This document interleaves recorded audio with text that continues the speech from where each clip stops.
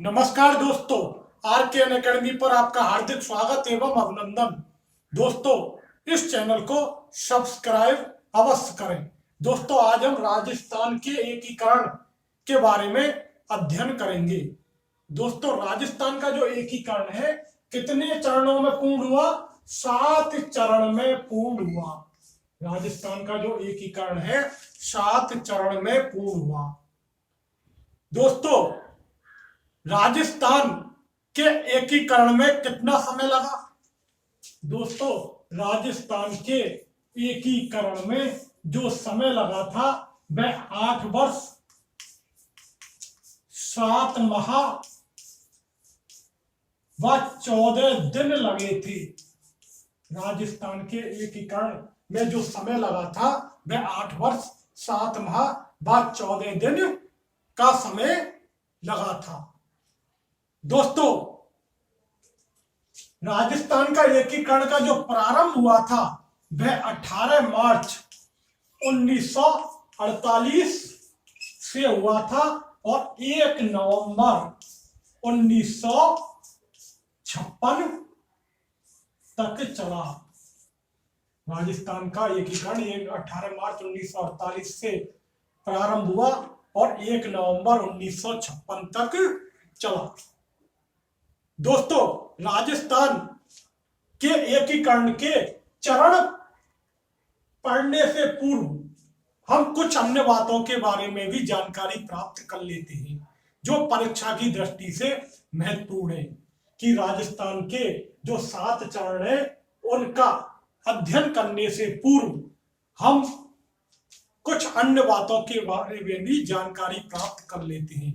दोस्तों, जो राजस्थान को सर्वप्रथम राजपूताना नाम जॉर्ज थॉमस ने 1800 ईस्वी में दिया। जो राजस्थान को राजपूताना जो नाम दिया था वह 1800 ईस्वी में किसने दिया था? दोस्तों, वह जॉर्ज थॉमस ने दिया था। क्या नाम दिया था? राजपूताना नाम किसने दिया था? जॉर्ज थॉमस ने दिया था। तथा इसे जो राजस्थान नाम दिया था वह कर्नल टॉड ने दिया था। राजस्थान नाम किसने दिया था दोस्तों? कर्नल टॉड ने दिया था। राजस्थान नाम कर्नल टॉड ने दिया था। दोस्तों, इनकी एक पुस्तक थी annals and antiquities of Rajasthan. कौन सी पुस्तक थी? Annals and antiquities of Rajasthan. इनकी पुस्तक थी एनाल्स एंड एंटीक्विटीज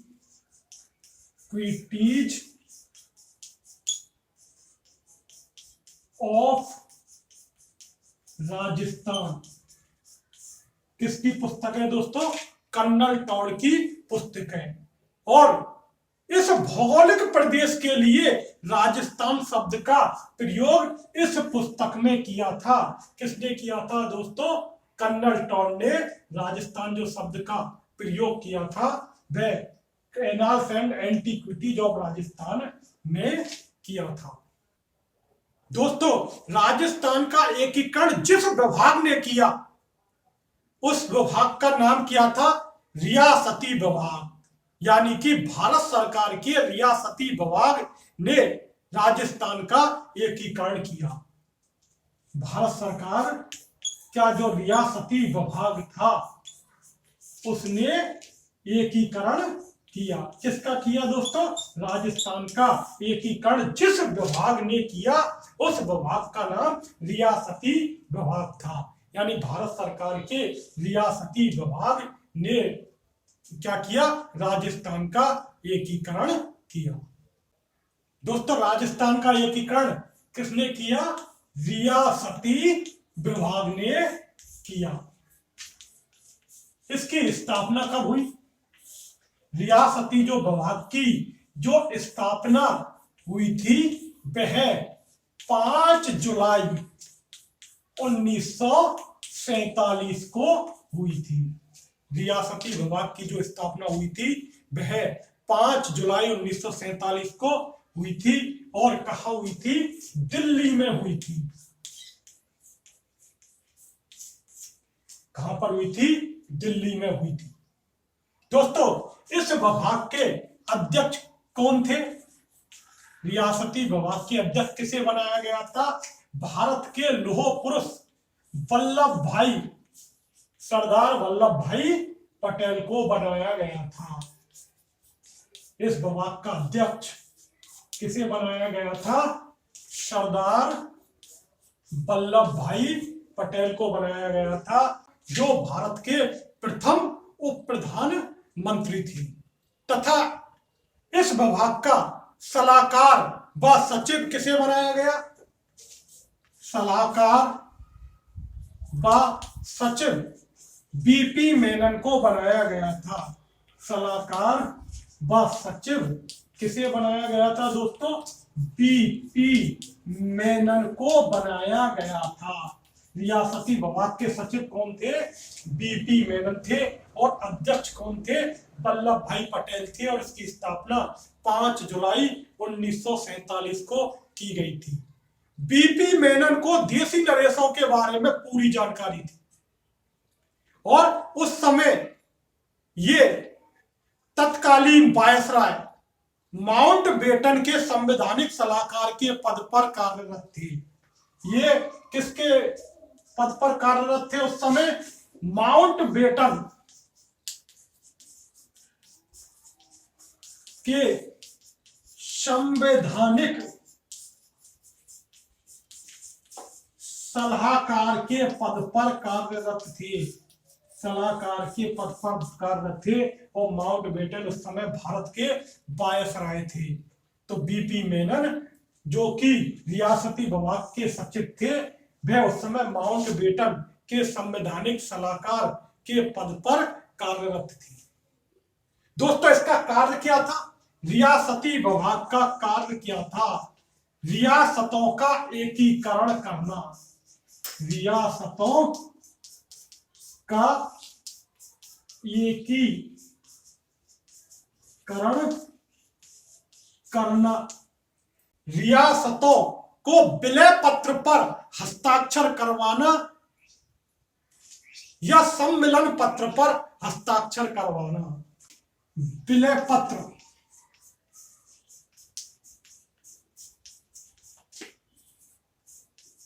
या सम्मेलन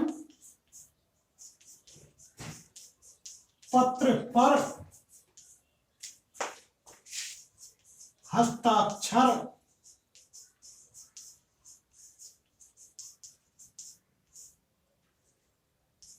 करवाना था। यानी कि विलय पत्र व सम्मेलन पत्र पर हस्ताक्षर करवाना था, अर्थात रियासतों का एकीकरण करना था। किसका कार्य था? रियासती विभाग का। दोस्तों, भारत में कुल 565 रियासतें थी। भारत में कुल 565 रियासतें थी और 562 रियासतों ने शांतिपूर्वक विलय पत्र या सम्मेलन पत्र पर हस्ताक्षर कर दिए। लेकिन 3 रियासतें ऐसी थी जिन्होंने विलय पत्र पर हस्ताक्षर नहीं किए। वो थी कश्मीर, हैदराबाद व जूनागढ़। कौन कौन सी रियासतें थी? कश्मीर, हैदराबाद व जूनागढ़। ये 3 रियासतें ऐसी थी जिन्होंने विलय पत्र पर हस्ताक्षर नहीं किए। तो दोस्तों, रियासती विभाग की स्थापना कब हुई? 5 जुलाई 1947 को दिल्ली में हुई। इसके अध्यक्ष कौन थे? वल्लभ भाई पटेल थे, जो भारत के लौह पुरुष माने जाते थे। उन्हें भारत का लौह पुरुष कहा जाता था और ये भारत के प्रथम उप प्रधानमंत्री बने। रियासती विभाग के सलाहकार व सचिव कौन थे? बीपी मेनन थे।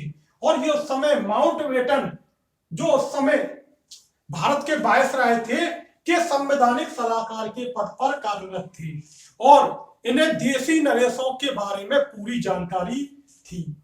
दोस्तों इसका कार्य क्या था? रियासती विभाग का रियासतों का एकीकरण करना, अर्थात विलय पत्र या सम्मेलन पत्र पर हस्ताक्षर करवाना था।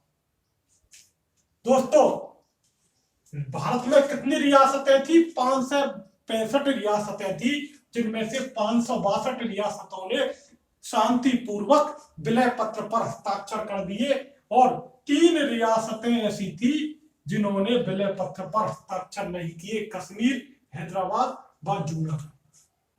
दोस्तों इंग्लैंड की संसद ने 16 जुलाई 1947 को भारतीय स्वतंत्रता अधिनियम पारित कर दिया। भारतीय स्वतंत्रता अधिनियम पारित कर दिया। किसने? इंग्लैंड की संसद ने 16 जुलाई 1947 को भारतीय स्वतंत्रता अधिनियम पारित कर दिया और इस अधिनियम की धारा यानी भारतीय स्वतंत्रता अधिनियम की धारा 8 के अनुसार क्या बात कही गई? भारतीय स्वतंत्रता अधिनियम की धारा 8 के अनुसार समस्त देशी रियासतों पर से ब्रिटिश सरकार की सर्वोच्चता समाप्त हो गई। यानी कि जो देशी रियासतें थी उन पर से ब्रिटिश सरकार की सर्वोच्चता समाप्त हो गई और यह सर्वोच्चता पुनः किसमें हस्तांतरित हो गई? देशी रियासतों में हस्तांतरित हो गई। यानी देशी रियासतों पर से जो ब्रिटिश सरकार का प्रभुत्व था, सर्वोच्चता थी, वो हट गई। अब वो कहां पर आ गई? पुनः देशी रियासतों के पास आ गई। यानी कि देशी रियासतों को हस्तांतरित कर दी। किसके अनुसार? भारतीय स्वतंत्रता अधिनियम की धारा 8 के अनुसार जो देशी रियासतों पर ब्रिटिश सर्वोच्चता थी वो समाप्त हो गई और वह पुनः देशी रियासतों को हस्तांतरित कर दी।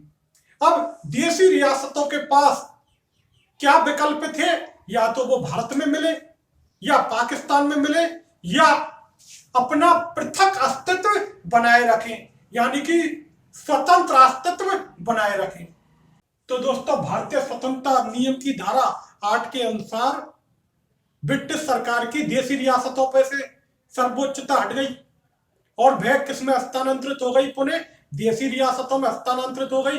अब देशी रियासतों को अपनी इच्छा अनुसार या तो भारत में मिलना था अथवा पाकिस्तान में या फिर अपना पृथक अस्तित्व बनाए रखना था। अतः स्वतंत्रता अधिनियम की धारा 8 ने भारतीय स्वतंत्रता को पुनः संकटग्रस्त बना दिया। इस धारा ने क्या कर दिया? भारतीय स्वतंत्रता को पुनः संकटग्रस्त बना दिया। परंतु भारत के लौह पुरुष सरदार वल्लभ भाई पटेल ने अपनी दूरदर्शिता व कूटनीति से इन रियासतों के मामले को इस प्रकार हल किया कि भारत अनेक खंडों में खंडित होने से बच गया और सैकड़ों की संख्या में देशी रियासतों को कुछ राज्यों में बदल दिया और इनमें राजस्थान भी एक था। धारा 8 ने क्या किया? भारत की स्वतंत्रता को पुनः संकटग्रस्त बना दिया, लेकिन वल्लभ भाई पटेल ने अपनी दूरदर्शिता व कूटनीति से इस समस्या का हल कर दिया और भारत को अनेक खंडों में खंडित होने से बचा लिया और जो सैकड़ों की संख्या में देशी रियासतें थी उनको कुछ राज्यों में बदल दिया, इनमें राजस्थान भी एक था। दोस्तों भारत सरकार के रियासती सचिवालय ने एक निर्णय लिया। क्या निर्णय लिया? कि भारत की कोई भी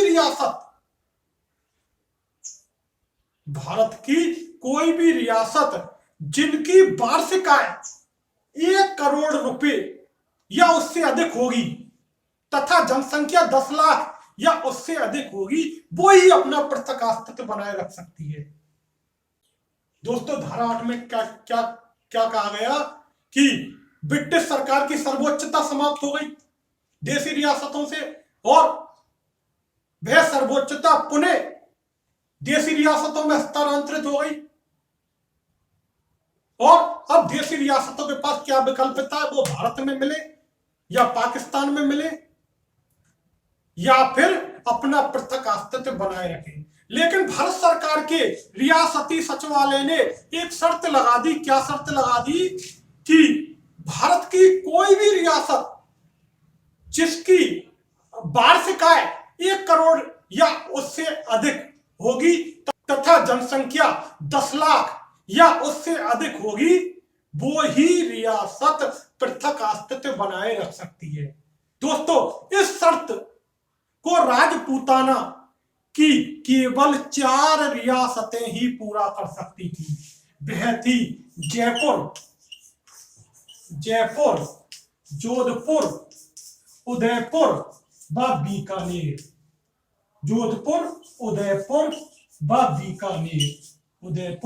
व बीकानेर, ये 4 ही रियासतें थी जो राजस्थान की, ये 4 ही रियासतें थी जो इस शर्त को पूरा करती थी कि जिनकी वार्षिक आय, जिन रियासतों की वार्षिक आय 1 करोड़ या 1 करोड़ रुपए से अधिक होगी तथा जनसंख्या 10 लाख या 10 लाख से अधिक होगी, वो ही पृथक अस्तित्व रख सकती है।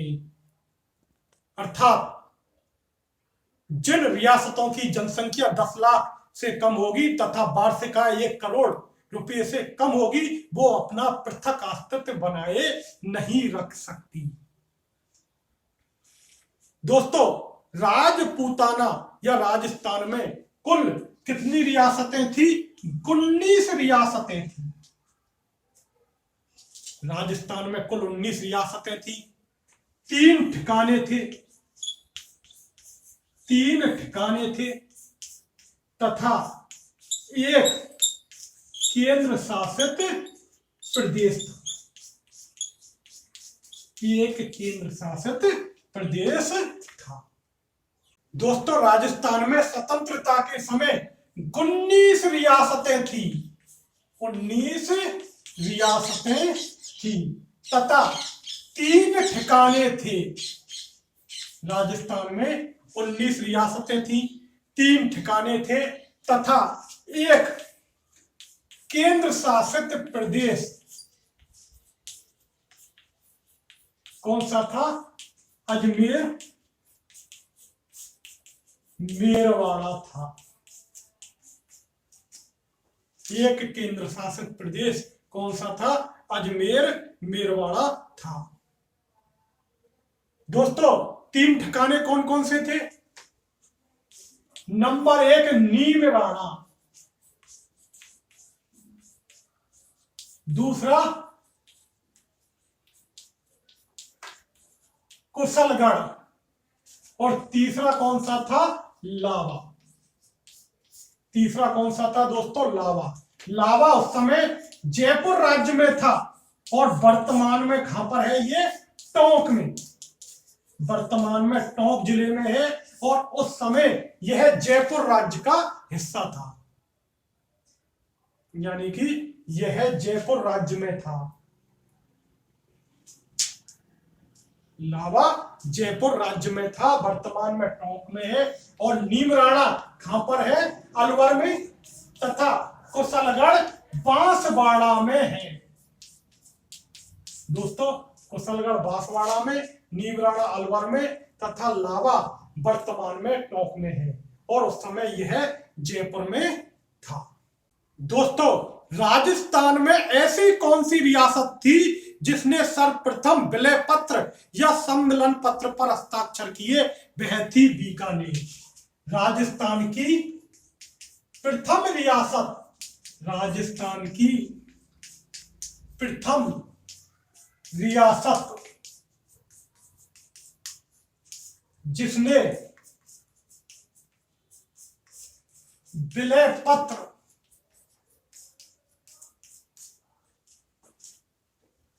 या सम्मेलन पत्र पर हस्ताक्षर किए, सम्मेलन पत्र पर हस्ताक्षर किए, वह थी दोस्तों बीकानेर।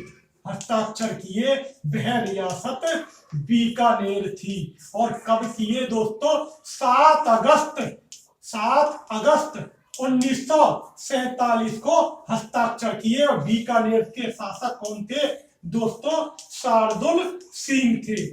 सर्वप्रथम राजस्थान की जो प्रथम रियासत थी जिसने विलय पत्र पर हस्ताक्षर किए वह बीकानेर थी।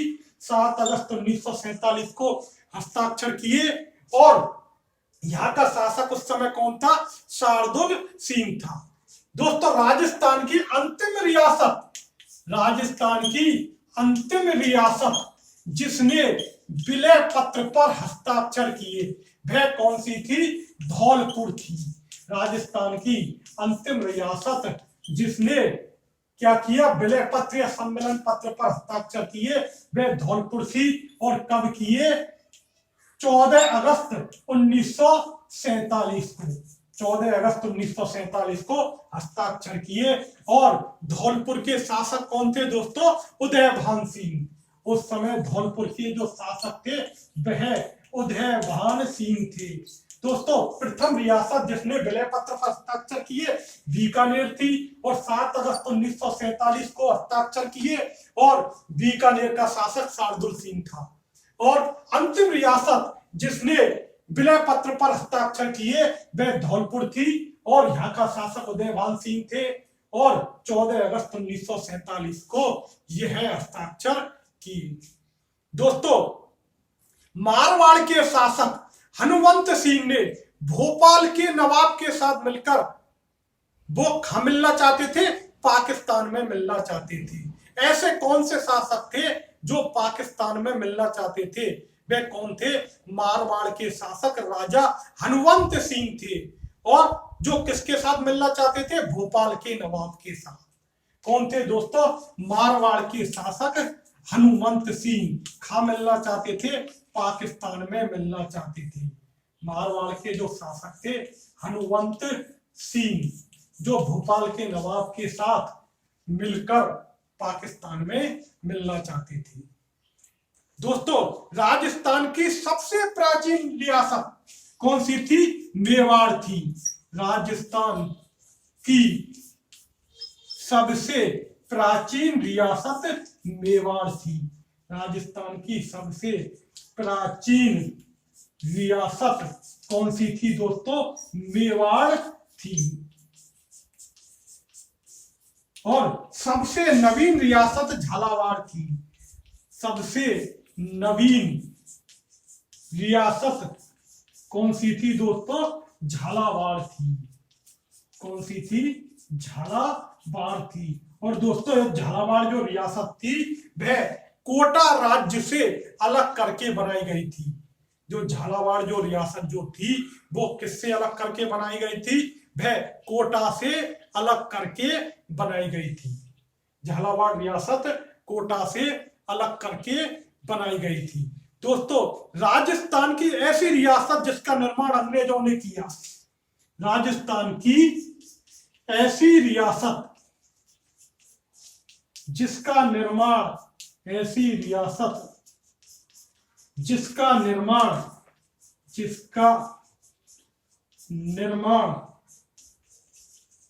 किसने किया? अंग्रेजों ने किया। जिसका निर्माण अंग्रेजों ने किया। कौन सी थी दोस्तों? झालावाड़ थी। दोस्तों कौन सी थी? झालावाड़ रियासत थी जिसका निर्माण अंग्रेजों ने किया। और यह सबसे नवीन रियासत भी झालावाड़ थी जिसे कोटा से अलग करके बनाया गया था। दोस्तों क्षेत्रफल की दृष्टि से सबसे बड़ी रियासत जोधपुर थी। दोस्तों क्षेत्रफल की दृष्टि से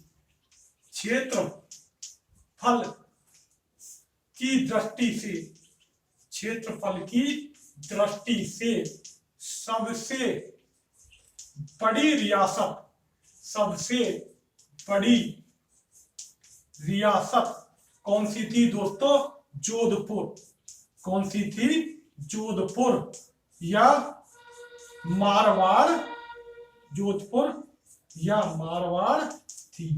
तो दोस्तों राजस्थान की प्रथम रियासत जिसने विलय पत्र या सम्मेलन पत्र पर हस्ताक्षर किए वह कौन सी थी? बीकानेर थी। और वहां के शासक उस समय कौन थे? शार्दुल सिंह थे। और 7 अगस्त 1947 को हस्ताक्षर किए। अंतिम रियासत, राजस्थान की अंतिम रियासत जिसने क्या किया, विलय पत्र पर हस्ताक्षर किए, वह कौन सी थी दोस्तों? धौलपुर थी। और 14 अगस्त 1947 को हस्ताक्षर किए। और यहाँ के शासक कौन थे? उदयमान सिंह थे। दोस्तों मारवाड़ के जो शासक थे हनुमंत सिंह, वे भोपाल के नवाब के साथ मिलकर पाकिस्तान में मिलना चाहते थे। दोस्तों राजस्थान की सबसे प्राचीन रियासत मेवाड़ थी। सबसे नवीन रियासत झालावाड़ थी, जो कोटा से अलग करके बनाई गई थी। राजस्थान की ऐसी रियासत जिसका निर्माण अंग्रेजों ने किया, वह कौन सी थी दोस्तों? झालावाड़ थी। और क्षेत्रफल की दृष्टि से सबसे बड़ी रियासत जोधपुर या मारवाड़ थी। दोस्तों क्षेत्रफल की दृष्टि से सबसे बड़ी रियासत कौन सी बताई दोस्तों? जोधपुर थी। तथा जनसंख्या की दृष्टि से सबसे बड़ी रियासत जयपुर थी।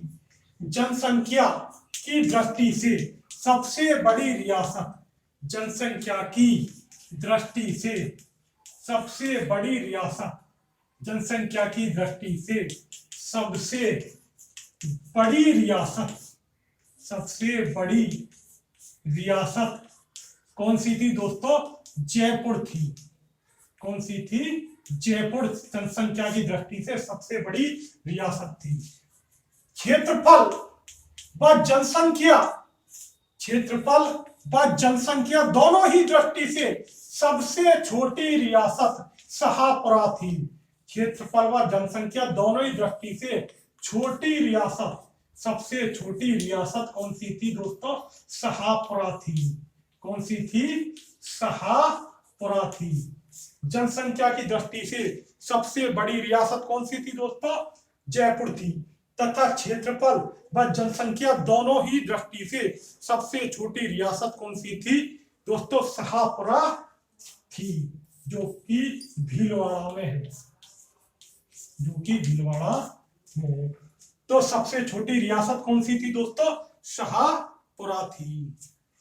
दोस्तों एकीकरण के समय इंग्लैंड के प्रधानमंत्री कौन थे? एकीकरण के समय इंग्लैंड के प्रधानमंत्री कौन थे? इंग्लैंड के प्रधानमंत्री कौन थे दोस्तों? क्लीमेंट एटली थी। एकीकरण के समय इंग्लैंड के प्रधानमंत्री कौन थे दोस्तों? क्लीमेंट एटली थी। क्लीमेंट एटली थी। और दोस्तों एकीकरण के समय जो इंग्लैंड में सरकार थी, वह किसकी थी दोस्तों? लेबर पार्टी की थी। एकीकरण के समय इंग्लैंड में किसकी सरकार थी? लेबर पार्टी की सरकार थी। एकीकरण के समय इंग्लैंड में किस पार्टी की सरकार थी दोस्तों? लेबर पार्टी की सरकार थी। दोस्तों एकीकरण के समय भारत के वायसराय कौन थे? एकीकरण के समय भारत के वायसराय यानी गवर्नर जनरल, भारत के वायसराय कौन थे? लॉर्ड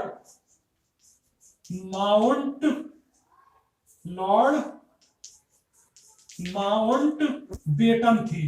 लॉर्ड माउंटबेटन थे। एकीकरण के समय भारत के जो वायसराय थे वे कौन से? लॉर्ड माउंटबेटन थे।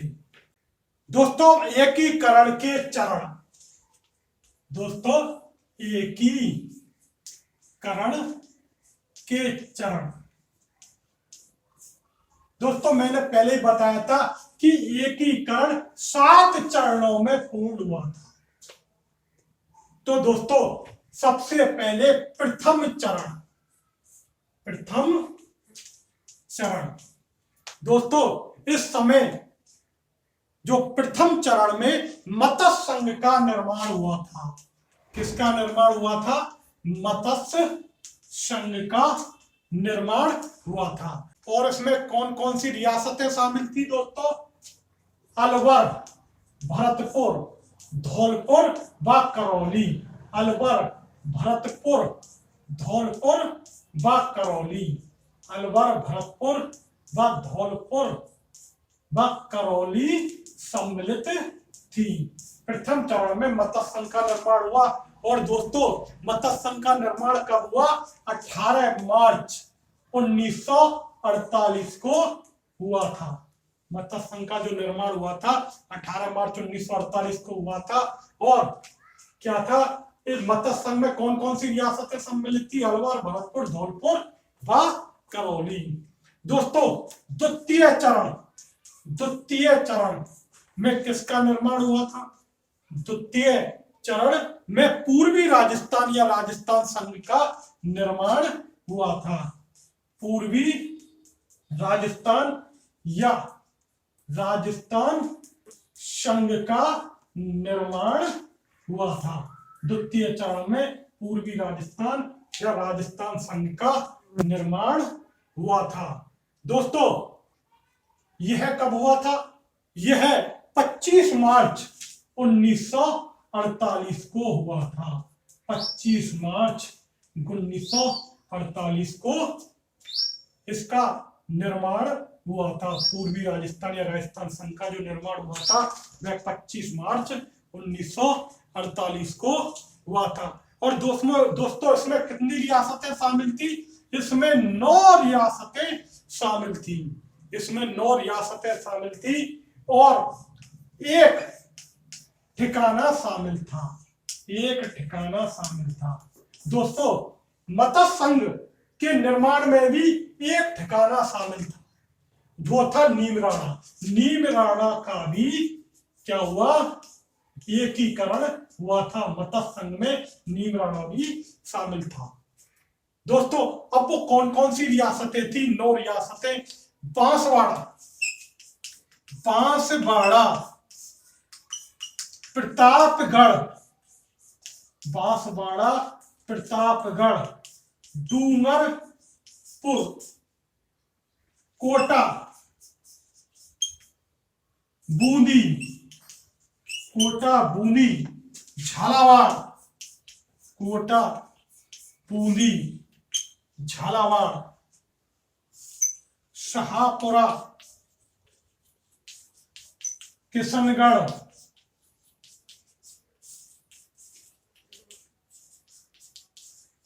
टोंक, ये 9 रियासतें शामिल थी। इसके अलावा कुशलगढ़ ठिकाना भी इसमें शामिल था। इसमें जो कुशलगढ़ जो ठिकाना था वो भी इसमें शामिल था। और दोस्तों अब है तृतीय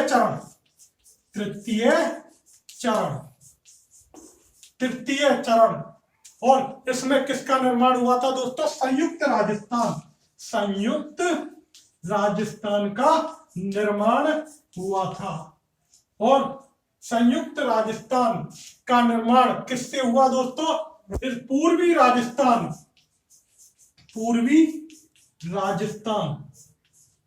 या राजस्थान संघ में किसको मिला दिया? उदयपुर को मिला दिया। तो किसका निर्माण हुआ दोस्तों? संयुक्त राजस्थान का निर्माण हुआ। दोस्तों ये कब हुआ था? 18 अप्रैल 1948 को हुआ था। 1948 को हुआ था। दोस्तों अगला चरण है चतुर्थ चरण। अगला चरण कौन सा है दोस्तों? चतुर्थ चरण। और इसमें किसका निर्माण हुआ? बृहद राजस्थान का निर्माण हुआ। किसका निर्माण हुआ? बृहद राजस्थान का निर्माण हुआ। और दोस्तों संयुक्त राजस्थान में जयपुर, जोधपुर, जैसलमेर व बीकानेर रियासतों को मिला दिया गया। संयुक्त राजस्थान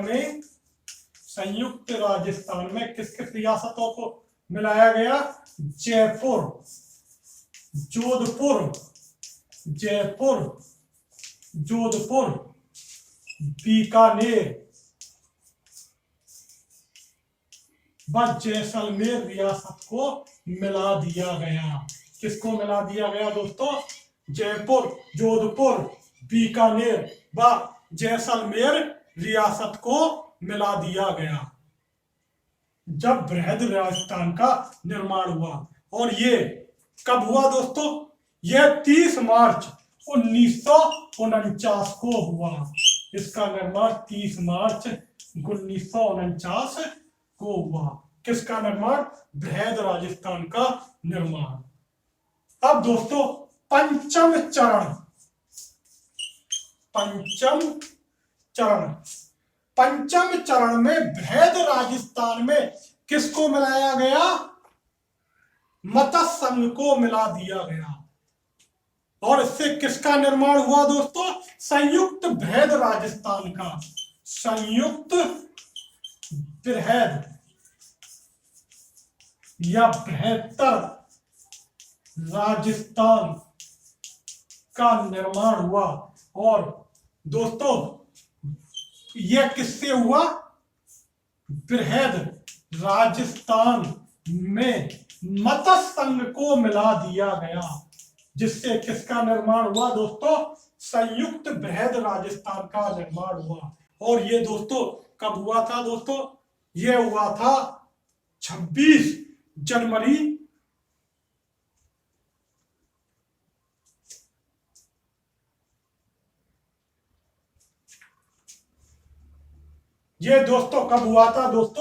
15 मई 1949 को हुआ था। संयुक्त बृहद राजस्थान का निर्माण 15 मई 1949 को हुआ था। अब दोस्तों छठवां चरण यानी कि षष्ठ चरण या छठवां चरण,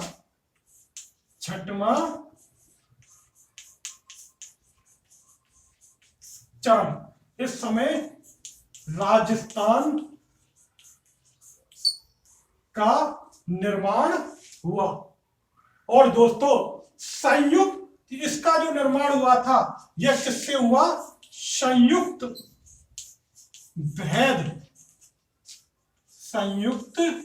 बृहद राजस्थान में सिरोही को मिलाया गया। किसको मिलाया गया? सिरोही को। लेकिन माउंट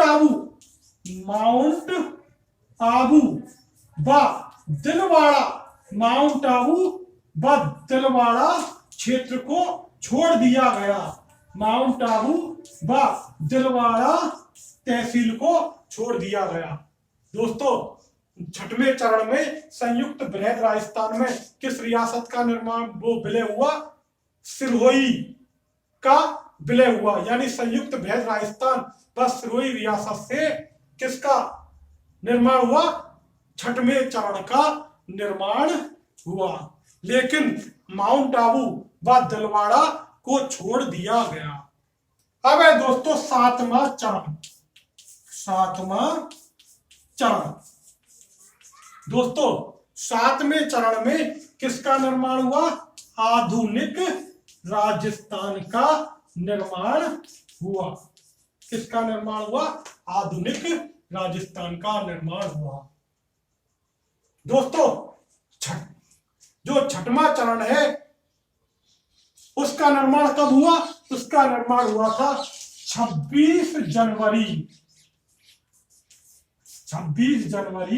1950 को।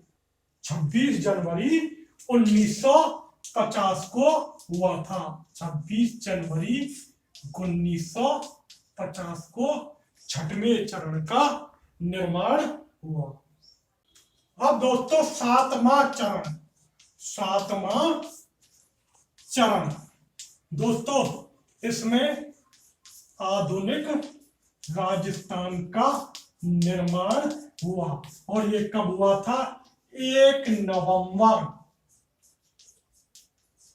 1956 को। और यह राजस्थान निर्माण का अंतिम चरण था। राजस्थान के एकीकरण का अंतिम चरण था सातवां चरण। दोस्तों इस चरण में क्या हुआ कि सिरोही की आबू व दिलवाड़ा तहसीलें, आबू व दिलवाड़ा तहसीलें, व मध्य प्रदेश के मंदसौर जिले की मानपुरा तहसील के सुनील टप्पा क्षेत्र, मध्य प्रदेश के मंदसौर, मध्य प्रदेश के मंदसौर जिले की मानपुरा तहसील, मानपुरा तहसील का सुनील टप्पा क्षेत्र, कौन सा क्षेत्र? सुनील टप्पा क्षेत्र, व अजमेर मेरवाड़ा केंद्र शासित प्रदेश प्लस अजमेर मेरवाड़ा केंद्र शासित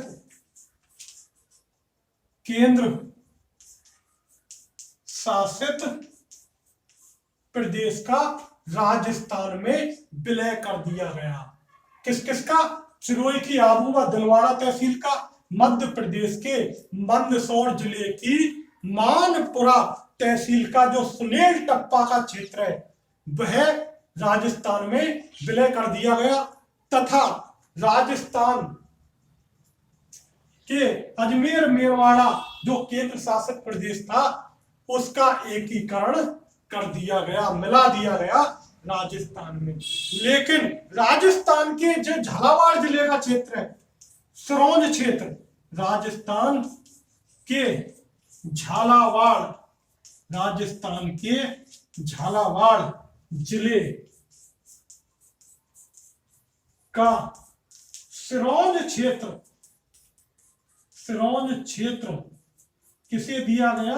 मध्य प्रदेश को दिया गया। झालावाड़ जिले का सिरोंज क्षेत्र मध्य प्रदेश को दिया गया। किसको दिया गया दोस्तों? मध्य प्रदेश को दिया गया। तो दोस्तों 7वें चरण में क्या हुआ? सिरोही की आबू व दिलवाड़ा जो तहसीलें हैं तथा मध्य प्रदेश के मंदसौर जिले की मानपुरा तहसील का सुनील टप्पा क्षेत्र व अजमेर मेरवाड़ा जो है केंद्र शासित प्रदेश किसमें मिला दिया गया? राजस्थान में मिला दिया गया, तथा राजस्थान के झालावाड़ जिले का जो सिरोंज क्षेत्र है वह किसको दिया गया? मध्य प्रदेश को दिया गया। दोस्तों अगली क्लास में हम जो राजस्थान के विभिन्न चरण हैं उनके बारे में हम विस्तार से अध्ययन करेंगे। नमस्कार दोस्तों।